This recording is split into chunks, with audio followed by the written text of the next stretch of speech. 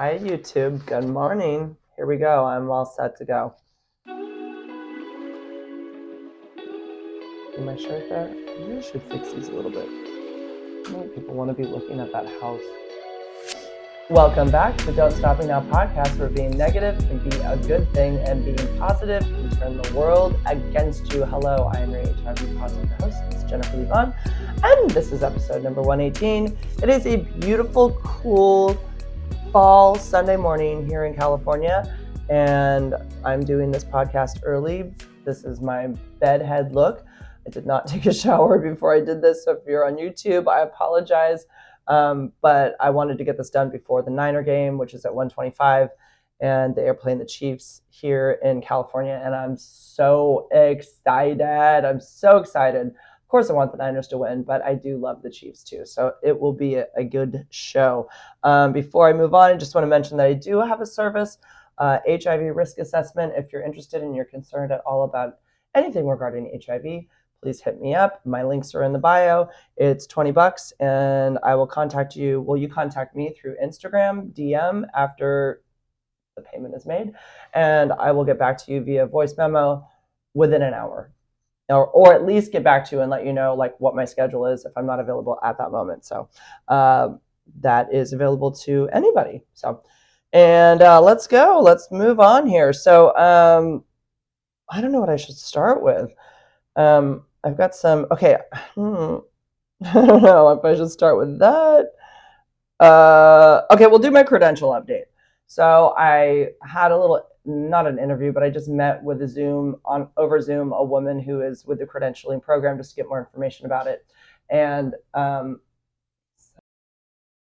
daughter called right in the middle. I'm trying to turn it off, and I just told her I was recording my podcast and that I would call her back after.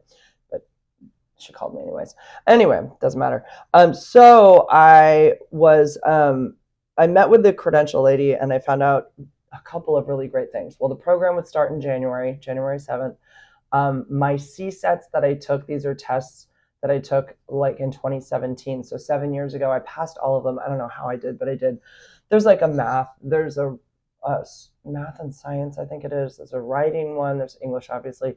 And then there's like a physical education one, but there's other things included in it. Anyways, I passed all of them. I really don't even know how I did, but I did. I thought that those, and then I didn't end up using them because I got into a credentialing program that I bailed out of. It was called Cal State Teach. It just was too much for me. I was overwhelmed. My kids were still younger, and it just, I don't know, it wasn't for me. So this program is all online. There's no in-person mentors or anything like that. Cal State Teach did have some in-person stuff, and that was before COVID, obviously. So this is all online. It looks like it would take about a year and a half. And my CSETs, I thought they expired after 7 years. And in May, basically, is when I took them. I took one in June 2017. So I was like so worried that they had expired. They're good for 10 years. Thank God. So there is that. So yeah, I have till December 1st to apply. And my principal at the school I'm at currently wrote me an amazing, like I couldn't even read it all in one sitting. I was so like, you know, when you ask somebody to write a letter of recommendation, like I asked her the day before if she would, and she had it printed out, like 2 copies signed in an envelope on my desk the next morning in my classroom, and also emailed it to me like a PDF. It was so, like, it's so nice. It was so nice. I could barely read it in one sitting. So I don't know what it is about that. It's like it just makes me feel uncomfortable in a way. Like it's just like, oh my God, I'm not worthy. Like I wrote back to her. I literally said that when I read it. I was just in my head saying, I'm not worthy. I'm not worthy. Hopefully she gets that reference. But anyways, yeah, it's a $16,000 program and for this credential. And there's a couple grants that I could go for that would knock off half of it. And then the rest could be paid over time. But apparently if I stay in the school district for 5 years, that loan will be forgiven. So it looks like there's a lot of good news with regards to it. The only thing is that I looked into what beginning teacher salaries are for special ed teachers in my district. And if you go with there's a range, and I mean, it's online, there's a range. I'm not going to give the amounts. But if you go with the lowest amount of what the entry level would be, I make more than that already as a sub with my after school program. So like, what's the point of doing all this if I'm going to make less? And if they say, oh, it's because of the benefits, well, then that's BS, because I already have medical benefits. I just want to get paid during the summer. I want to get paid there's literally 3 months out of the year that I have no income, right? Every time there's a holiday, I'm not getting paid. So there's spring break, there's Christmas break, there's the summer, there's all the different holidays during the year. So I want to get paid for those times. I also want vacay pay. I have 5 days of sick leave a year with the subbing. So anyways, they got to make it worth my while. I guess what would happen is there's something called a STIP, and I cannot tell you what all the letters stand for. It's an acronym for basically you're a temporary employee while you're concurrently getting your your credential, and I can apply for that, and they would help me with that. She talked to me about that, the principal, and she was kind of saying something about we can factor in your 16 years of subbing. You've already taken your CSETs.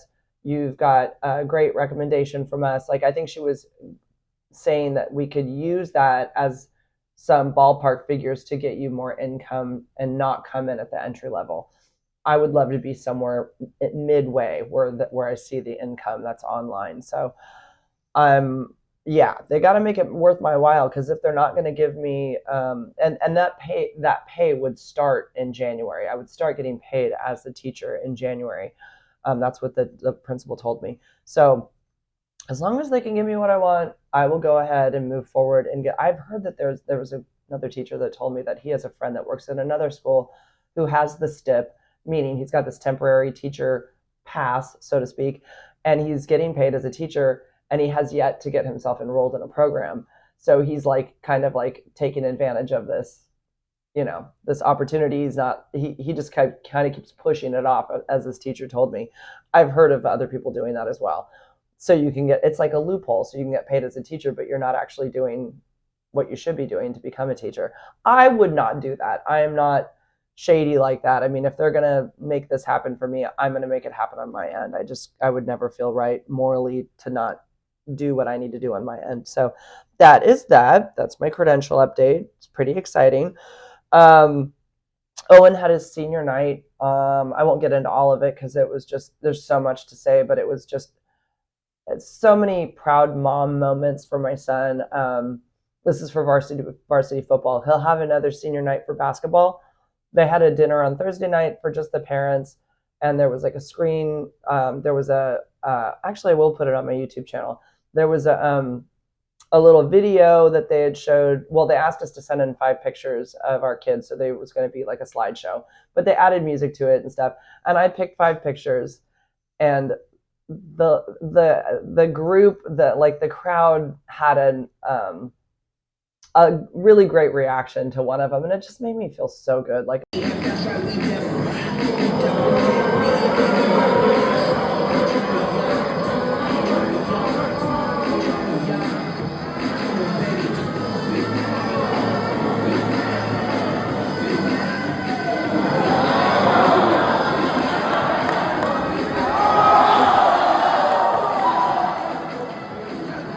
Owen is loved by his team, and it's just such an amazing thing to like watch, because like I said, he came into his freshman year overweight and 7 inches shorter.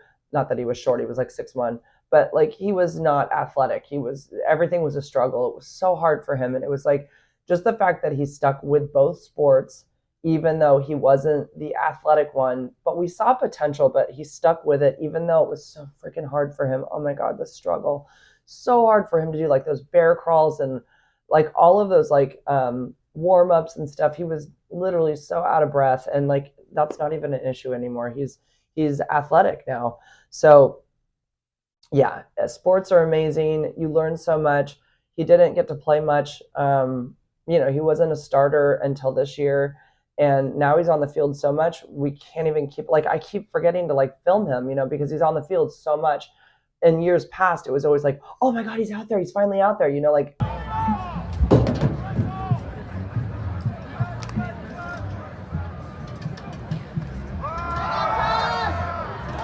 because the seniors got first priority and all that, and he just wasn't ready yet, or they weren't ready for him, or whatever. I don't know. But now he's a starter and he's out there all the time.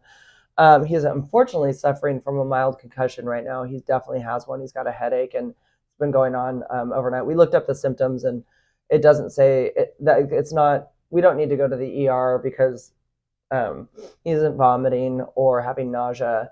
There's some like specific symptoms where you should go to the ER, but it's definitely a concussion. And I was saying to him, I said, "But I thought you were so much taller than everybody," because he's a lineman. What is he? He's a tackle. He's the same thing as Travis Kelce. What the hell is that position? Tight end. He's a tight end. So I always thought that he was so much taller than everybody that he was just shoving them, and he wasn't actually making contact with helmets. But then when I went back and reviewed a bunch of these, where I filmed him, he definitely is clanking helmets like every single time, like the front of his helmet with the other guy hard. And I'm like, shit, no wonder you have a concussion.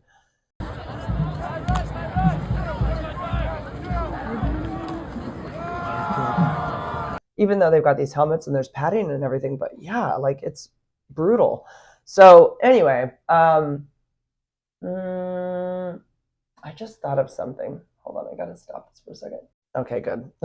I was just thinking when I turned off my camera, or when Joey called, that when I went to re-record, that it went to the high definition, and it's such a nightmare when that happens because it takes forever to upload, so I just had to double check that everything was good there. Okay, we also got to walk on the field with Owen, arm in arm with his dad Chris and Joey and Ryan, who flew back from Los Angeles that morning. They were there the night before going to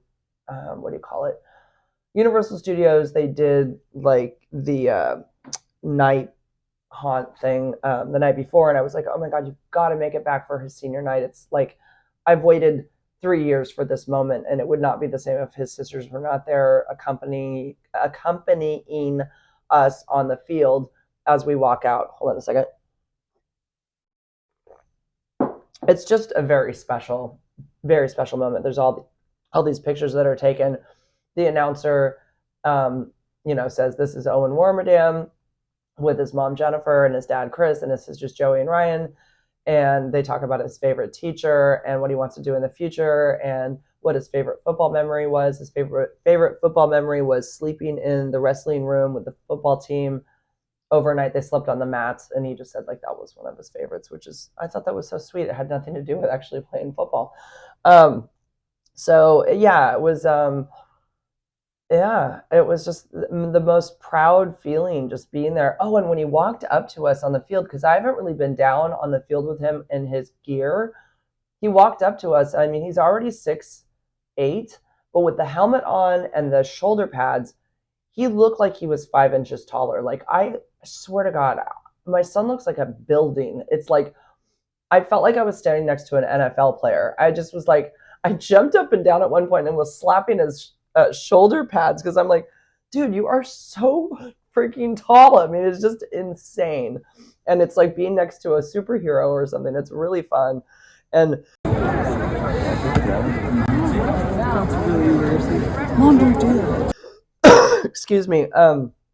Yeah, it's crazy. Like, Chris and I couldn't be more proud. And here we are, like we made this kid. Like, what did we make? Like, he's incredible. Like, he's amazing. So yeah, that was a really fun night for all of us. Unfortunately, no one filmed us walking onto the field because everybody that I knew was on the field. Then they were all going to be walking on as well with their kids.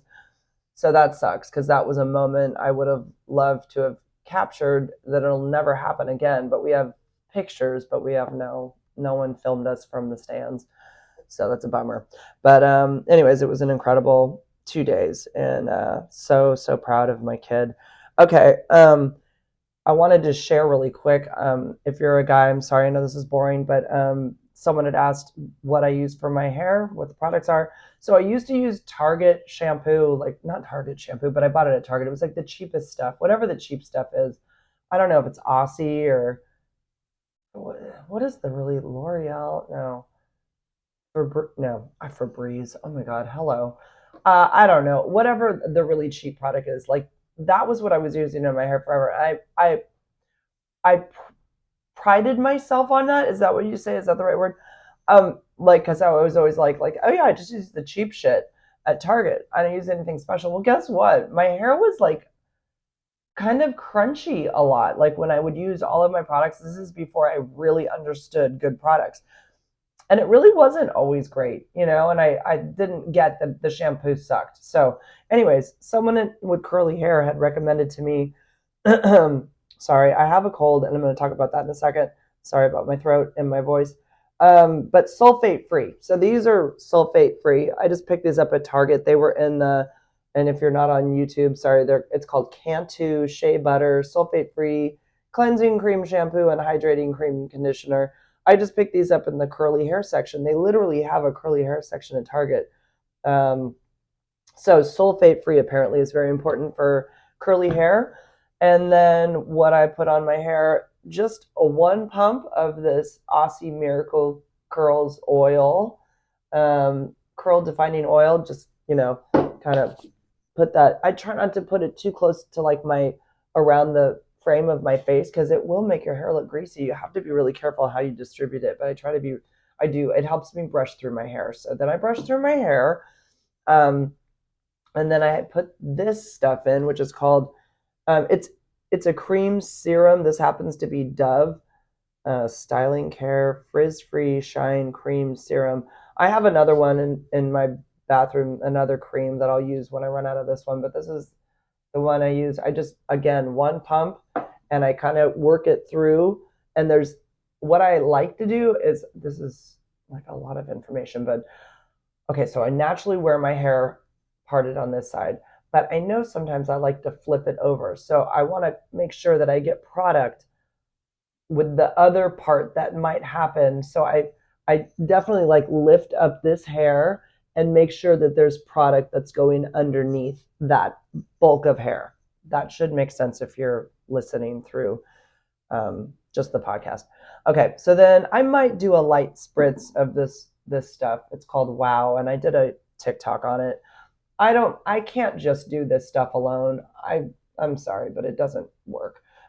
It's called Wow Color Wow Dream Coat. When this runs out, I will not buy it again. I didn't buy it. I got it for free because I did a TikTok on it. They like sent it to me for free as a free sample. It's like $28, so I will not be purchasing this after. I just won't have it. Then I do a squirt of mousse. I don't think it matters what kind. This is Herbal Essences mousse. It's just any old mousse. I make like a pile the size of, I don't know, ping pong, maybe a little bit bigger, and just, lightly work that through, mostly on the outside. Again, if I'm going to be flipping my hair over, which I probably will, because sometimes it makes my bangs, which I don't have bangs, but you know what I mean, like that little bump above your forehead. I don't want that flat. I want it to be lifted up a little bit, like an inch or an inch and a half, like so there's like some wave, so there's something there. Flat is not good. So I want body right there. So I want to make sure that I have mousse on that underneath part where the bulk of my hair is. Like I just definitely kind of like lift it up and then, just work it through. So that's it. That's what I use. And then I diffuse everything. And I can't tell you, my curls have been turning out like amazing. Someone that follows me on Instagram, she said, but she is a woman of color. She said, you don't have curly hair, you have wavy hair. And I'm like, bitch, I don't. I have curly hair. Like, I don't mean to be rude, but like if you look underneath, I have corkscrew curls. I mean, yeah, I have, they're not, it's not wiry hair, but I mean, it goes all the way in a corkscrew. That's curly hair. It's not like an S shape. Whatever. I'm not going to argue with her. Somebody had recommended this Diva Curl Ultra Defining Gel, and I'm showing it on YouTube. I did do this one day, only this, but I still don't feel confident enough to only use this. I just like all my other products. So sometimes I even add a little bit of this before I do the mousse. I mean, why not? Not a lot. All of this stuff is pretty light. My hair never feels heavy like it's weighed down with anything at all. It feels light and soft. In fact, I find myself like playing with my curls. Like they just feel nice. Like I don't pull them out, but I like touch them. They feel, I don't know, they feel nice. Speaking of feeling nice, I'm so used to like the missing tooth now, and there's no pain back there, but it feels like, I don't know, it just feels nice now. Even when I'm eating and food bumps into like the gum line, I'm so used to it now, it doesn't even bother me. It's actually, I'm sort of like embracing it now. My missing tooth, my gum hole. Um, yeah, I think every time I like feel like it kind of feels interesting back there, or like if I'm eating even a cracker and it bumps that area and it doesn't hurt, I always think, God, this is like, I'm like living a homeless life. Like this is what homeless people deal with when they have missing teeth. And then I thought about that, how weird the whole thing was. It's like part of your body is sick and we must pull it out and throw it away. I mean, it's just so weird how that tooth had to come out. Mm. Okay, moving on. I'm gonna get to the cold because, yeah. So I have a cold. I had a cold, right, like a month ago, and I had laryngitis. I felt like it was like a 3 week cold. It came on, felt like crap, and then I lost my voice. And I remember going to work that week, and I really should have taken a day off because I was struggling to talk, totally struggling. And but I ended up taking like a Monday off after the cold was actually a little bit better. But anyways, it seemed to have like it lasted like 3 weeks, and so now I have another cold. But I am at a new school around a whole new set of kids, and like I'd say I had maybe 3 weeks of nothing, and then I got sick again. So there's it's funny. I'm like, is it just because I'm around new kids and new germs? Because there are a lot of kids, right? We're as a teacher, you're always around a lot of kids. And it's also, I always seem to get a cold in the fall. Or does it have anything to do with me pulling back on my medication? So I don't know. Like, I don't know. I have no idea. It's obviously a new germ and I got it, but we won't know until I have my blood drawn again to see if anything's changed. Um, and that would mean that my viral load went up and my CD4 count went down. Um, Last we checked, it was in the 600 range, which is totally fine. Like 200 and below is an AIDS diagnosis. Anything above it is fine. I haven't been below 200 since 2016. So that would be very unlikely that my CD4 plummeted under 200 and all of a sudden I have a viral load that's insane. Um, but here's the other thing that happened. I'm in bed this morning and my back is hurting. Um, kind of my whole back all the way down to my waist. And I'm like, God damn. I'm like, that is definitely a symptom I had before I was diagnosed with HIV. I was having hip pain while I was in bed. I couldn't sleep good because my hips were hurting. That was definitely joint pain, which is very common with an undiagnosed HIV infection. And my back hurt too. Like I remember my back hurt, everything hurt, my joints hurt. It's just like when you get the flu, like that body ache. And then I got up this morning and I was like, oh my God, it's because I was coughing yesterday because of the cold. So I've been coughing a bunch, and that actually even made my stomach muscles kind of sore from coughing. So then I'm like, again, we will just have to see. Is it because I've pulled back on my medication? And I am still taking it every third day. So every 72 hours, I'm taking my pill. It made me a little nervous this morning thinking about it. It did. I'll be honest. I felt a little nervous. Like, should I be doing this? I don't want to end up like Hydea Broadbent, where all of a sudden I'm got AIDS and I can't make it and I'm gone. I've got a lot of life that I need to live, and I've got 3 kids, and I don't know, people are going to write to me in the comments and tell me I'm crazy, but I really do just think it's the cold and it's just from coughing. I really don't think it's HIV symptoms.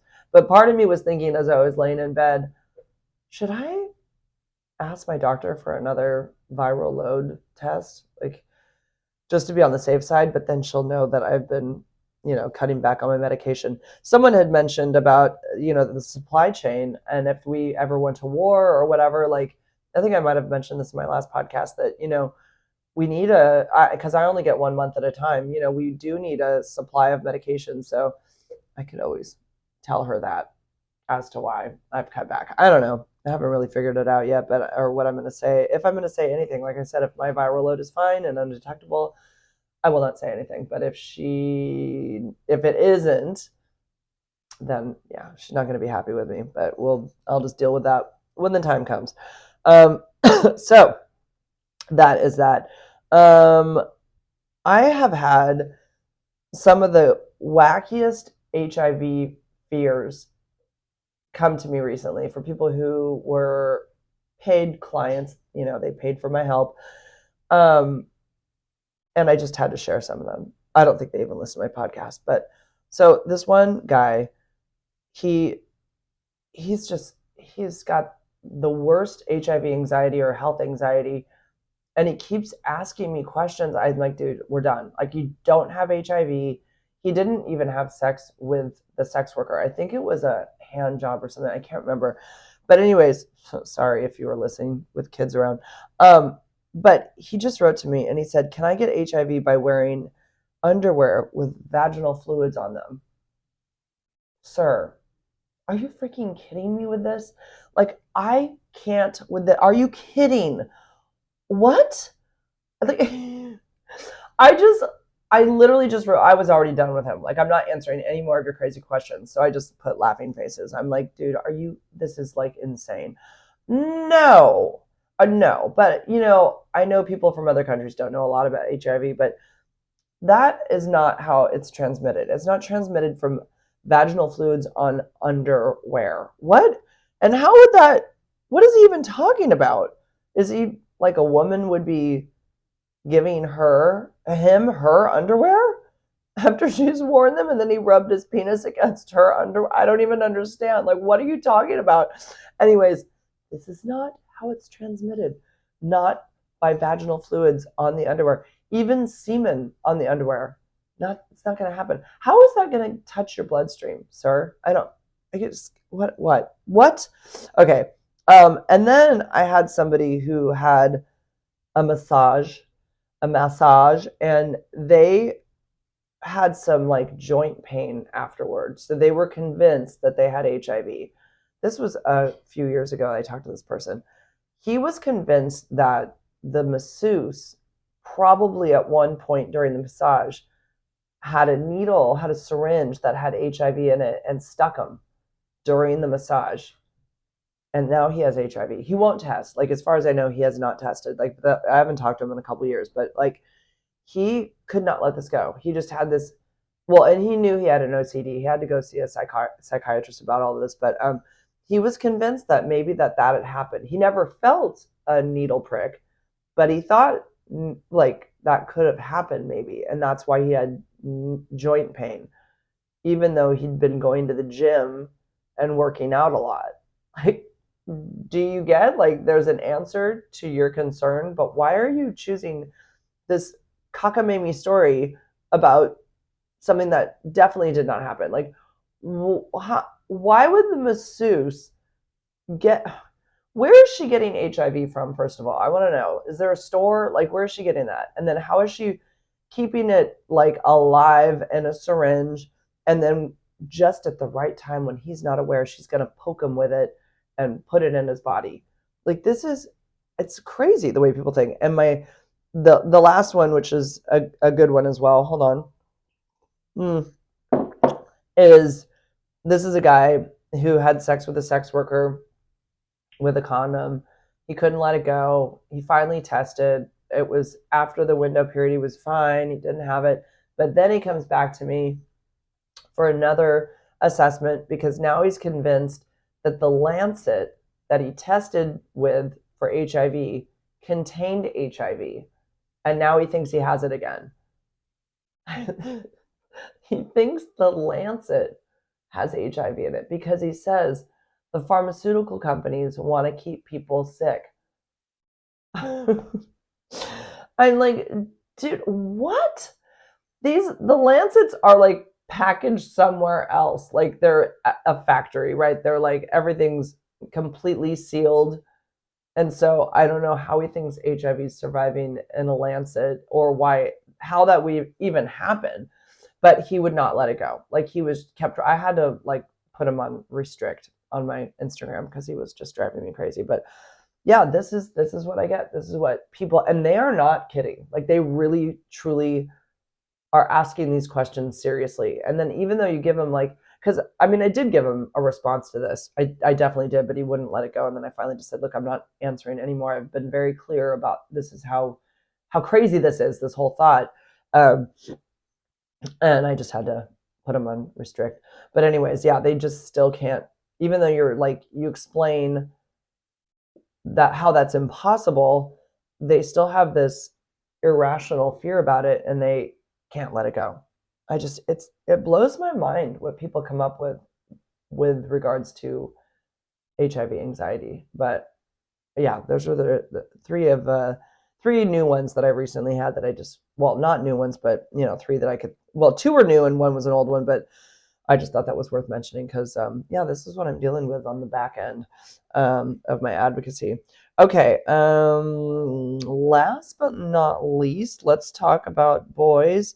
I don't know if you guys remember the fireman, the black guy that I had met, and then I told him I had HIV after we had a brief kiss, like very quick. It was like on the street, and then I told him afterwards about my advocacy and everything. And I remember he was like saying I should have told him before. Like, why didn't you tell me before? I'm like, dude, you don't get HIV. I'm undetectable. And anyways, you don't get it from kissing.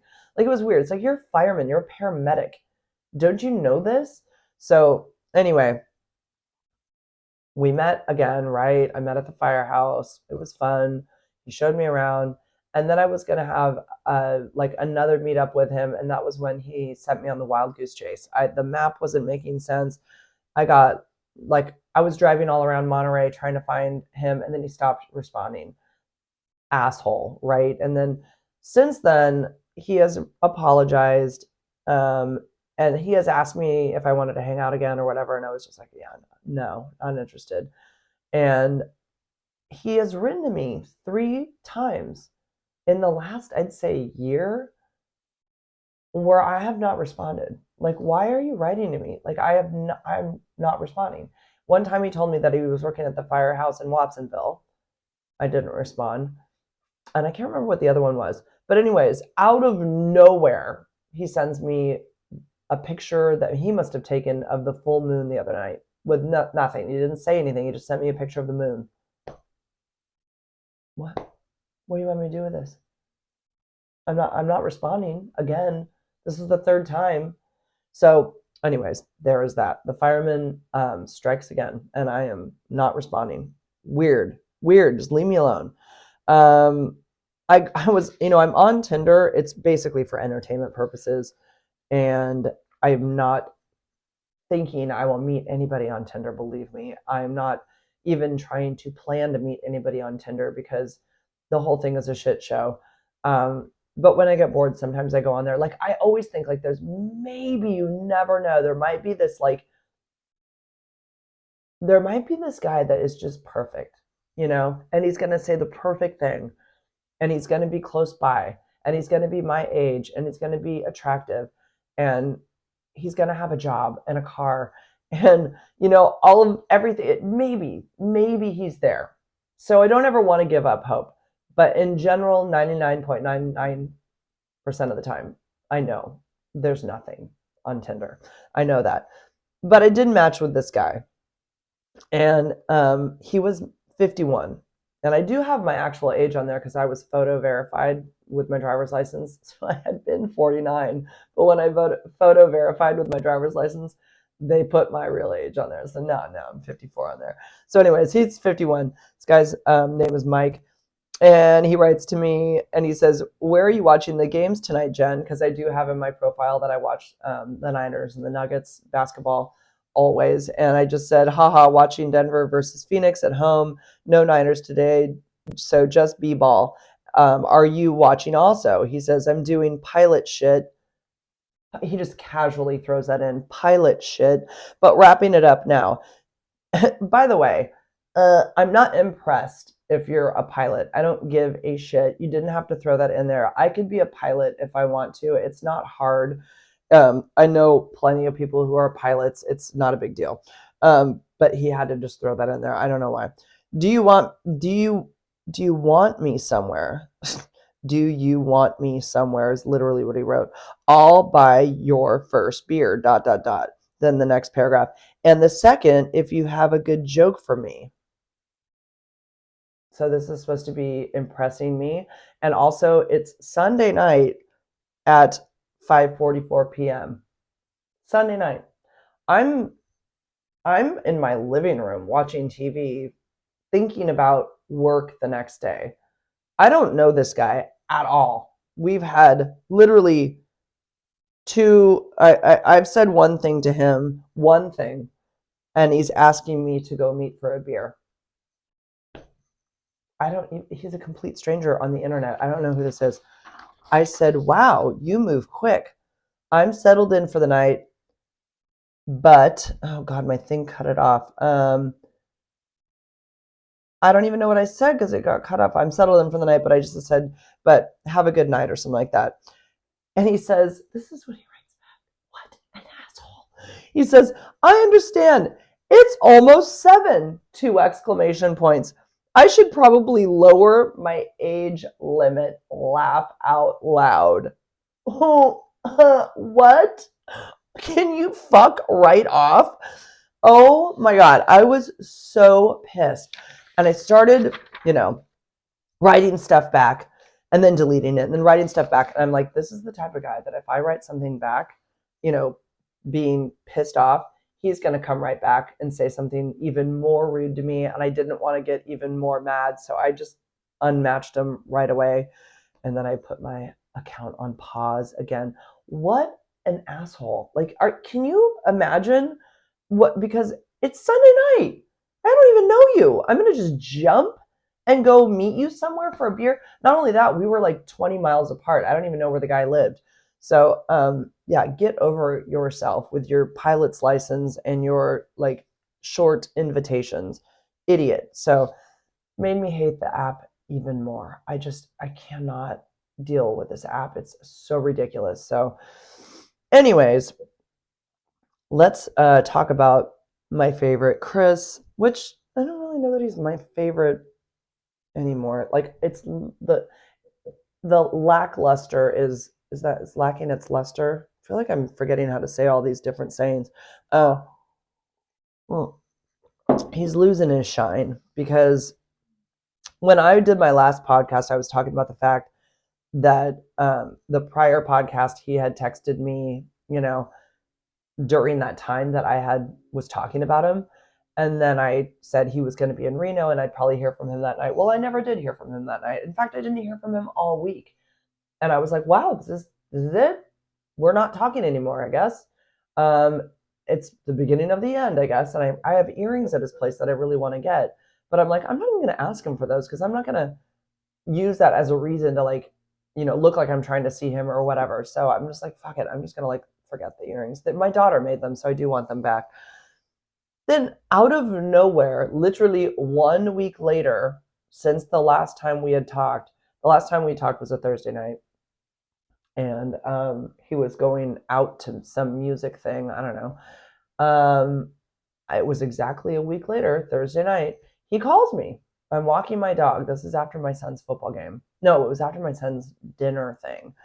So I'm all completely in this, melancholy state about Owen and just his growth and being a proud mom and having a great night with his dad at this dinner.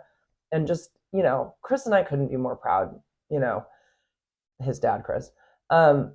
And I just felt, it was really good, awesome feelings about my kid. And just the whole night was really incredible. And then knowing the next night was the football game and we were going to be on the field with him. And then all of a sudden, this Chris calls me. Thank God he didn't call me with my ex-husband in the car. That would not have been good because it shows up right on that screen with his photo. And literally that could have happened because I dropped off my ex like, I don't even know, 45 minutes before. So the timing was really, really close, honestly. So I answer and I'm like, hey, what's up? Um, wow. Like I did not expect to ever hear from him again. I assumed that we were just done because, I just assumed we were done. Um, and we talked for like 45 minutes. Basically, he said his phone broke and he had to go into an older phone to find my number, that he'd gone like a few days without a phone, and that his Wi-Fi or something had gone out. He had no way to communicate by phone for like a few days. Um, I don't know. Yeah, it just was like the conversation was kind of all about him. I told him about the credentialing thing and that I was, because he's like, what have you been up to? And I told him about the credentialing thing. Literally talked for about a minute about what my plan was. And like, I'm at the school and I really like special ed, whatever. Crickets. After I said, like, he says nothing. Because why are all men like this? They cannot, not all men, but like a lot, they don't care. They don't care. He has like nothing to respond to with regards to that. He said a little bit about my son, my son's football, like, that you must be so proud and that's awesome. And my God, whatever. He did say some stuff about that, but with my job, he didn't. But you know what he backed it up with? He starts telling me about his job and how, which I don't know how often he works, but he did have this job recently. And he said he got overpaid.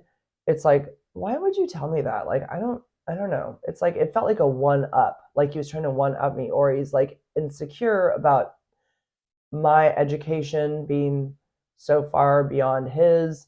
And he just wants to let me know like he's doing stuff too. And he got paid more. I think that's more of what it is. I don't think he's trying to one up me. He doesn't seem like he's that type, but I think he doesn't want to sound like he's a loser, I think is what I guess. I don't really know.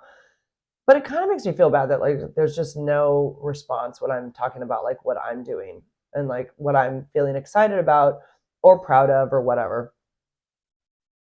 But hey, this is kind of like not totally a surprise.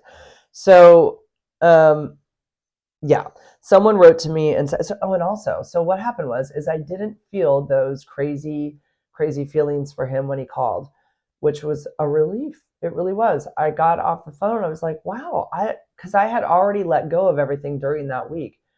And I was like, I'm good. I'm good. I'm not yearning for him. I'm not thinking about him like I used to. I'm thinking about him a little bit, but not in a like crazy, like, oh my God, am I going to hear from him kind of way.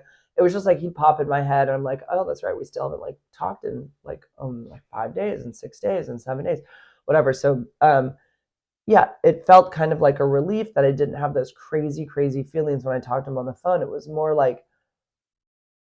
of a reality, like we are really, really in two different places in our life. And I am a whole lifetime ahead of him in what I've accomplished and just what I've been through in my life by having 3 kids and, just living 20 more years more than he has. And, and it kind of made me feel silly, honestly, that I've had these crazy, crazy feelings for him when we really do not have anything in common. I mean, we do physically, but other than that, there's nothing. So I felt a little embarrassed, honestly.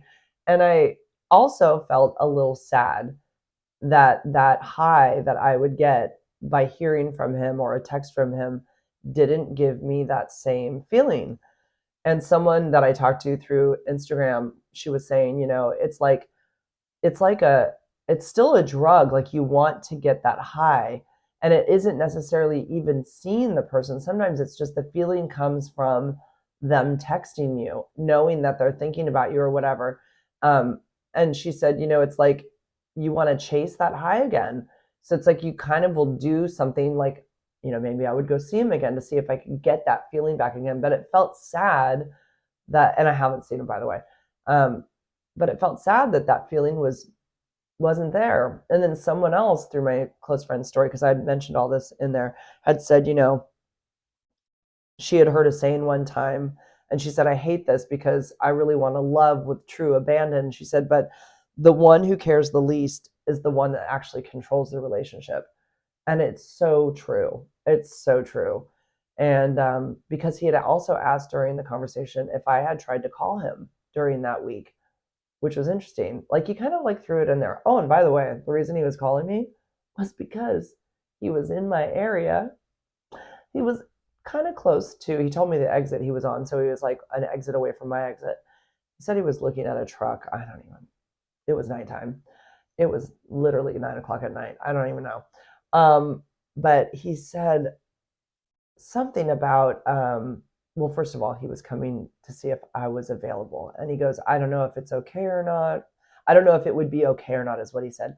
His idea was that I was going to jump because he called and go run out of my house.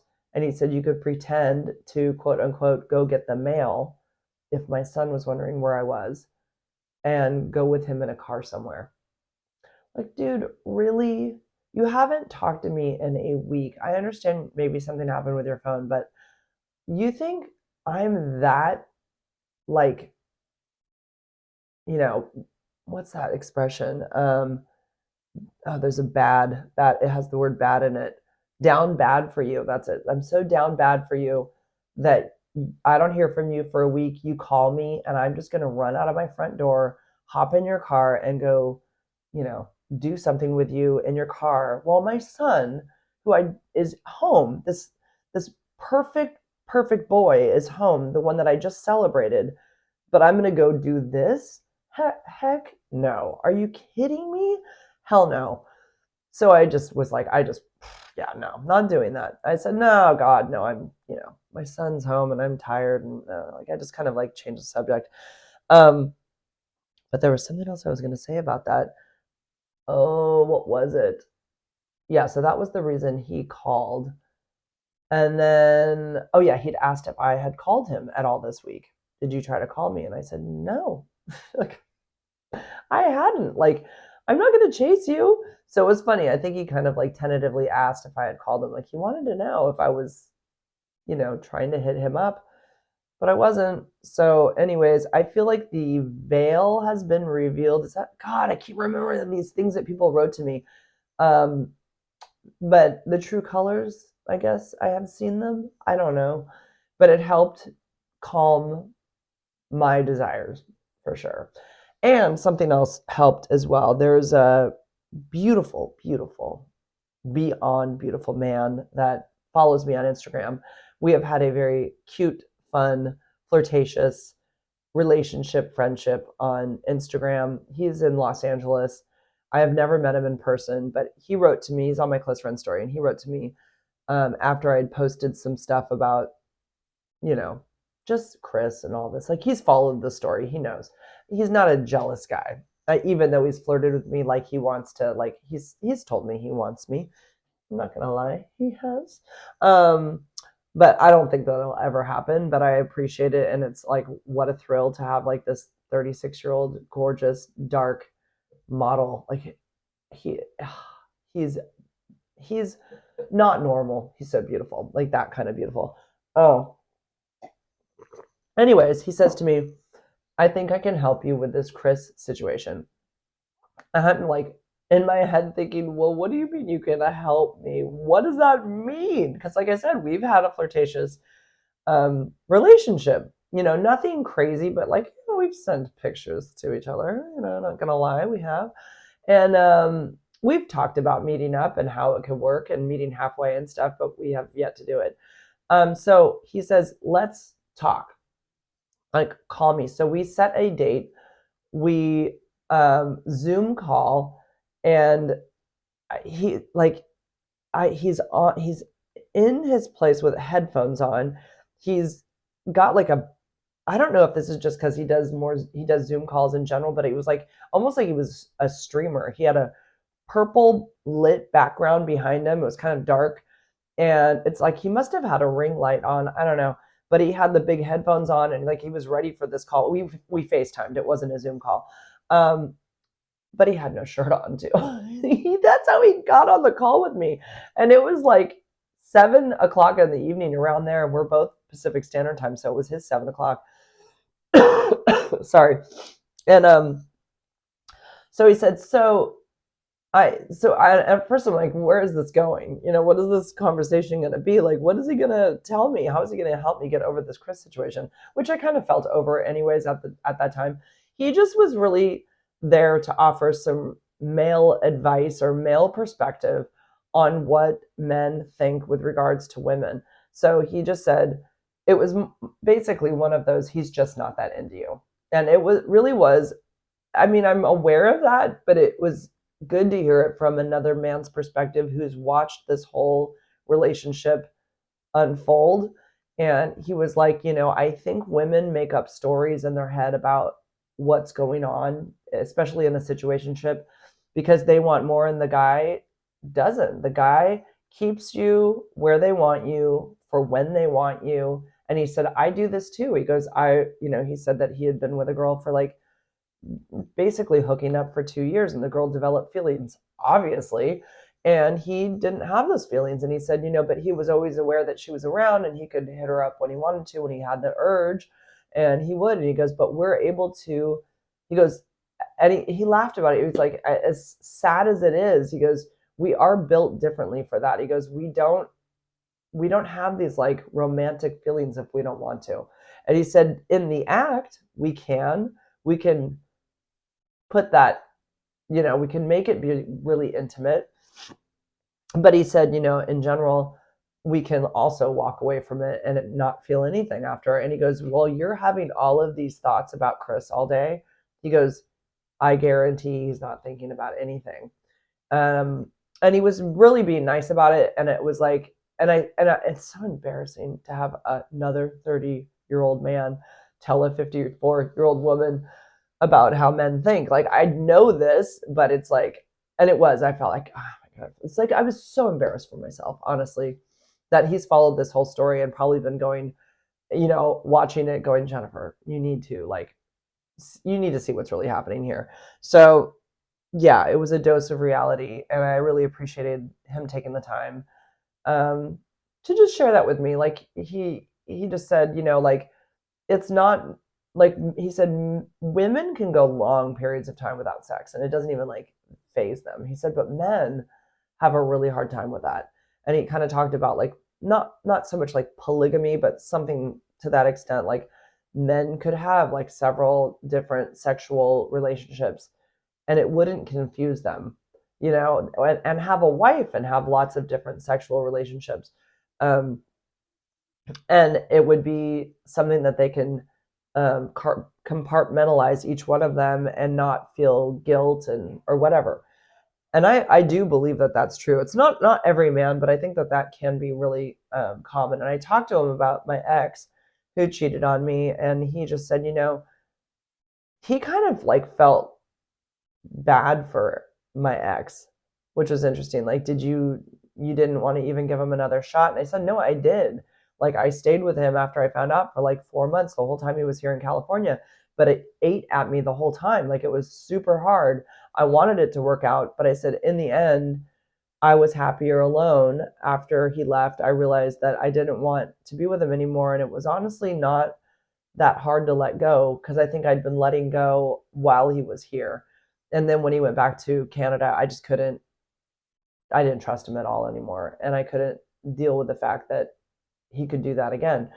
But he was like, he felt like it was such a shame in a way, especially if I had wanted to be with him, but I didn't. But he was saying like, it's kind of a shame that he did that. He goes, but that's a long time that he didn't get to see you, like 8 months. He goes, so like, he felt like it made sense that my ex had used a woman for his gratification because he needed that.